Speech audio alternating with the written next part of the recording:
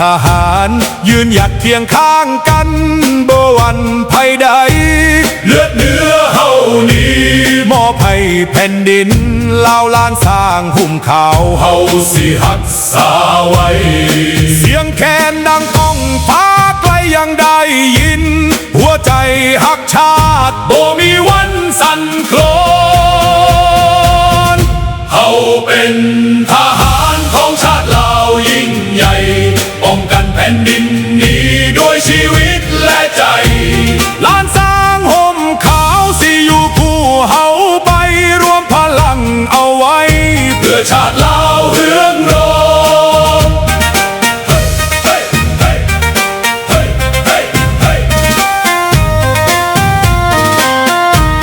ยามศึกมาไกล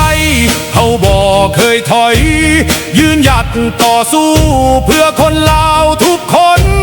จากภูเขาสูงถึงลำน้ำโขงทุกตารางแผ่นดินเฮาสิหักษาไว้คำสัตย์สาบานดังก้องในใจเกิดเป็นลูกผู้ชายต้องหักชาติยิ่งใหญ่ถึงสิลำบากหรือมีน้ำตากะสิยืนหยัดเพื่อลาวของเฮาเฮาเป็นทหารของชาติลาวยิ่งใหญ่ป้องกันแผ่นดินนี้ด้วยชีวิตและใจล้านสร้างห่มขาวสิอยู่คู่เฮาไปรวมพลังเอาไว้เพื่อชาติลาวเฮืองรอเฮาเป็นทหา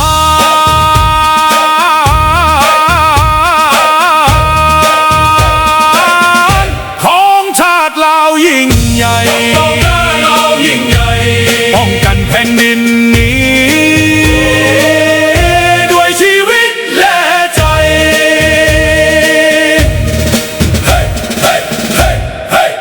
เฮาเป็นทหารก้าวเดินพร้อมกันทหารเหล่านั้นบ่ยอมแพ้ผู้ใด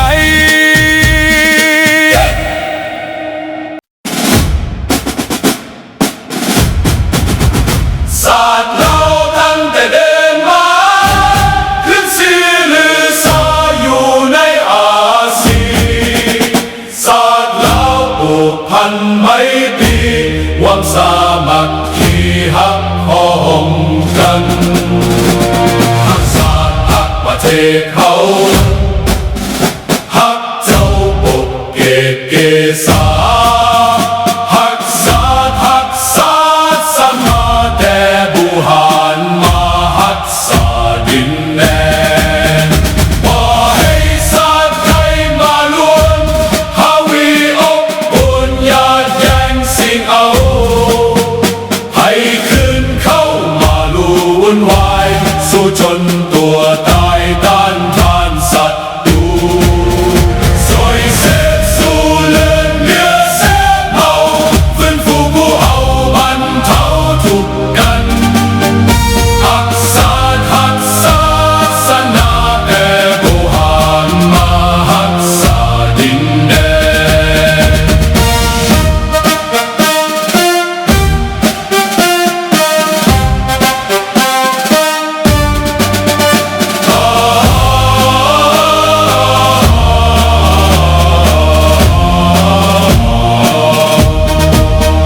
บ่ให้ศาสตร์ใดมาล้วนหาวีลบกวนญาติแย่งสิ่งเอาให้คืนเข้ามาลู่วุ่นวายสู้จนตัวตายต้านทานศัตรูสวยเสพสู้เลือดเนื้อเสียเมาฟื้นฟูผู้เอาบรรเทาทุกข์กันสวยเสพสู้เลือดเนื้อเสียเมา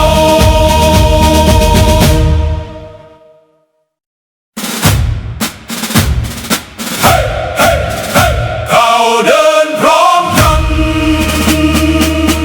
เสียงกลองดังสนั่นแผ่นดินลาวเรียกหา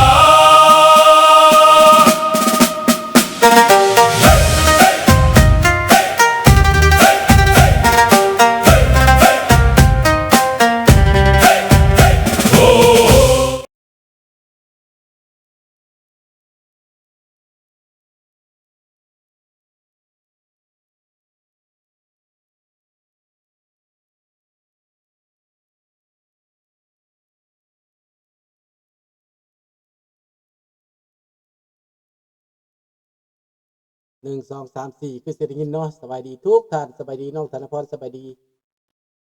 รัตวันสบายดีแก้วเนาะสบายดีทุกท่านมาซ่ามื้อนี้เพราะว่าพอไปอันโทษไปหาโครงการนั่นโครงการรัฐบาลไปเรื่องนี้ไว้แล้วมั่งอาเซรังดังแต่ประเขียวติดบัตรเขียวบัตรประกันภัยเขียวนะเลยซ่าใครได้ไปว่าเขาเฮ็ดให้โลดคิดว่าสิบ่ได้ออกรายการเลยแต่มาเห็นว่าเวลามันยังมีอยู่พอวัดปกไก่9:30ก็เลยพอดีมาออกเลยซักซ่านี่ก็ขอโทษขออภัยเด้อพี่น้องเด้อมื้อนี้ข่าวกับบ่มีหยังข่าวที่จะมาเว้าเรื่องประเทศลาวเฮานี่แหละลาวเฮานี่มันก็ว่ายุคนี้เป็นยุคที่เขาปุ้นชาติปุ้นแผ่นดินยุคนี้เป็นยุคเขาทำลายชาติทำลายบ้านทำลายเมืองพี่น้องยุคนี้นะเขาจะขุดค้นบ่อแหเขาจะขุดค้นแผ่นดินเขาจะตัดป่าไม้เขาจะทำลายป่ามันจะเกิดเหตุการณ์ธรรมชาติภัยธรรมชาติเกิดขึ้นมันจะเกิดขึ้นอยู่ทุกแห่งทุกคนเขาปรากฏเขาเห็นแล้วว่าควายตายคนตายป่าตายเคมีไหลลงน้ำมาจากการบุกรุกแผ่นดินเบิดอันนี้นะพี่น้องมาจากการทำลายตัดไม้ทำลายป่ามาจากการกระทำที่บ่ถูกต้องว่าซั่นไป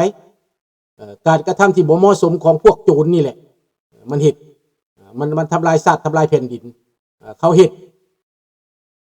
เขาบ่ได้สนใจเรื่องรักษาประเทศชาติรักษาสภาพแวดล้อมเขาบ่สนใจเขาทำลายเบิดเขาเฮ็ดอะไรได้เขาเฮ็ดนี่คือโจรพี่น้องโจรลาวแดงมันเฮ็ดแบบนี้แหละถ้าว่าพวกเขาจะมาเว้าว่าเป็นหยังมันจะเฮ็ดแบบนี้พวกเขาบ่แม่นคนลาวพวกผู้นำทั้งหลายมันเป็นเกวมันเป็นจิกมันบ่มีจิตใจเป็นลาวพี่น้องขอโทษเด้อพี่น้องเด้อข้าพเจ้าต้องเอาลายนี้มาเข้าก่อนเขาบ่มีจิตใจเป็นลาวเขาบ่ได้ฮักแผ่นดินลาวเขาคิดว่าเขาได้กินมื้อนี้มื้ออื่นเขาได้ผลประโยชน์ชั่วคราวครอบครัวเขาได้สบายสุขเขาพอแล้วนั่นคนลาวเฮาถ้าเฮาบ่ตื่นเนี่ยนะเฮาบ่พร้อมกันสู้เฮาบ่พร้อมกันทำน่ะเฮาจะบ่เหลือหยังได้พี่น้องเฮาจะหมดเลยชาติบ้านเมืองนี่แปลว่ายุคนี้สมัยจะถูกทำลายอย่างนักหนาสาหัสพี่น้อง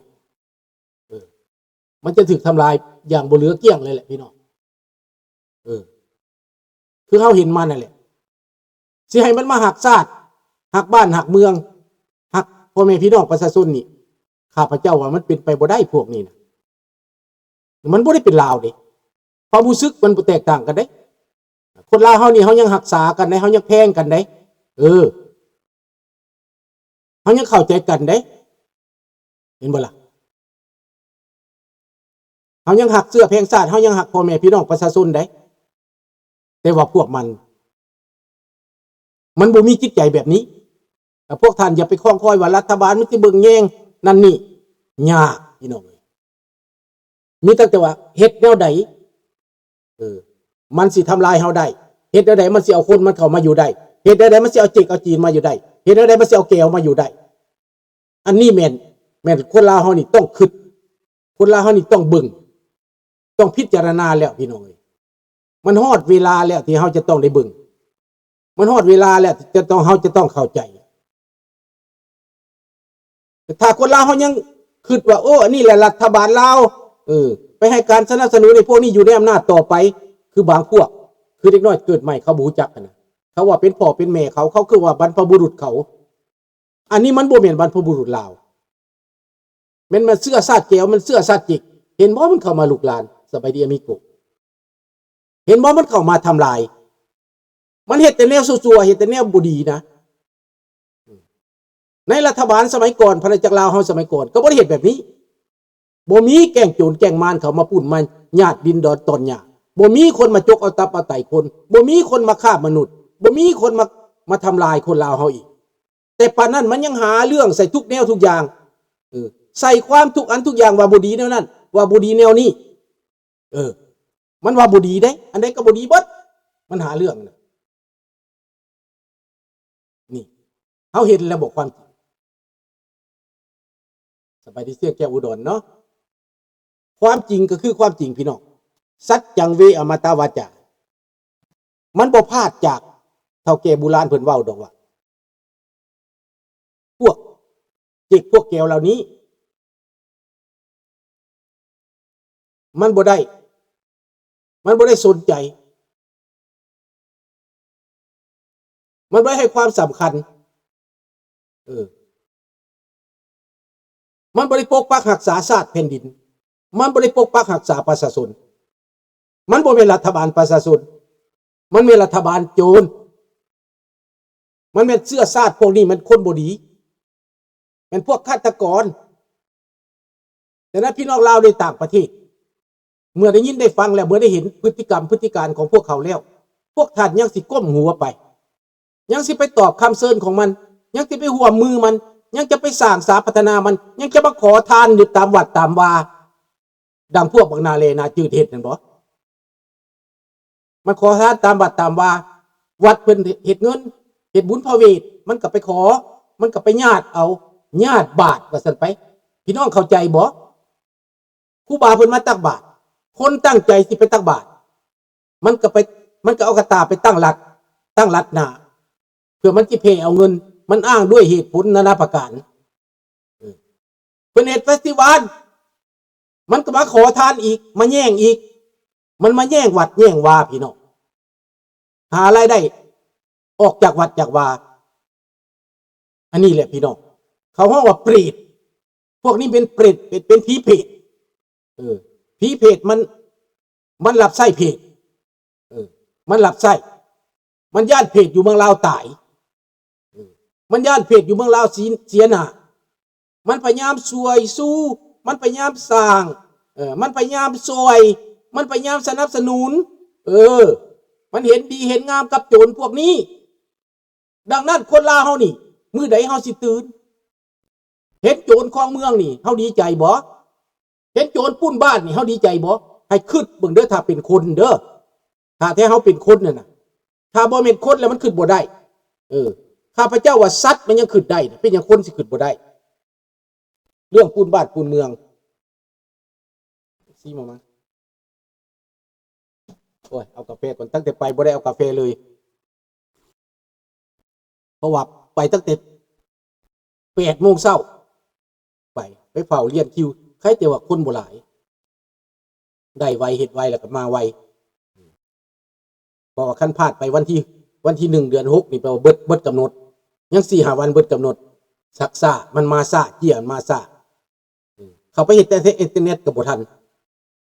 ธรรมดานี่เฮาเรียนรู้ทางอินเทอร์เน็ตเฮาบ่มีโกดอันนั้นเฮาต้องไปขอโกดเขาก่อน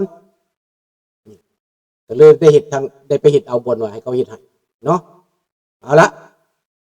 พี่น้องได้ยินข่าวมาหลังเลยว่าอยู่เมืองลาวก็มีดินล่มทับคนอยู่ในถ้ำที่ไปขุดค้นหาสมบัตินั่นแหละ